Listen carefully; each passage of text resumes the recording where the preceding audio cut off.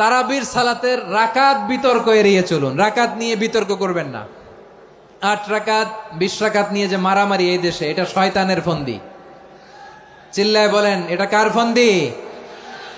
আমরা 20 রাকাত পড়ি, আপনারা হয়তো 8 রাকাত পড়েন, কোনো অসুবিধা নাই।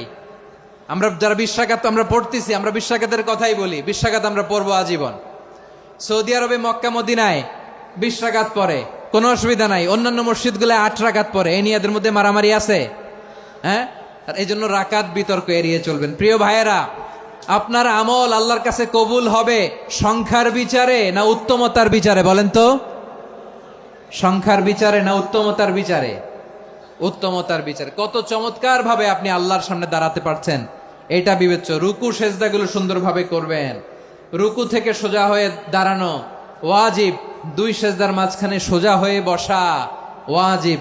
এই তা'দিলুল আরকান বাদ দিলে হানাফি মাযহাব মতে সৌ সেজদা দিতে হবে। অন্য মাযহাব মতে নামাজই হবে না, আপনার নামাজই হবে না। এই জন্য ধীরস্থির ভাবে তারাবির সালাত যেন আমরা আদায় করি। পারা যাবে তো ইনশাআল্লাহ? 3 নাম্বার, তাহাজ্জুদের সালাত আদায় করুন।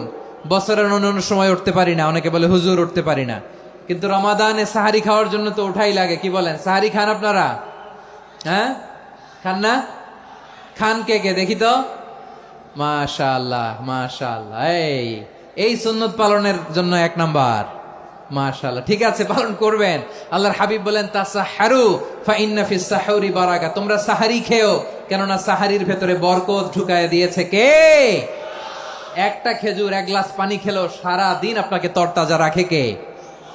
তো সাহারির জন্য যেহেতু উঠতেই হয়, সাহারি খাওয়ার আগে রব্বুল আলামিন বলেন, ওয়ামিনাল লাইলি ফাতাহাজ্জাদ বিহি নাফিলাতান লাকা আসা আইয়াবআসাকা রাব্বুকা মাকামান মাহমুদা। ও নবী, রাতের কিছু অংশ সময় তাহাজ্জুদের সালাত আপনি আদায় করবেন, কারণ এই তাহাজ্জুদ হলো আপনার জন্য নাফিলাতাল লাক, অতিরিক্ত ফরজ। আপনাকে মাকামে মাহমুদে অধিষ্ঠিত করবে কে? এজন্য যারা সম্মানিত হতে চান, সম্মানের আসনে যেতে চান, তাদের জন্য তাহাজ্জুদ অবধারিত।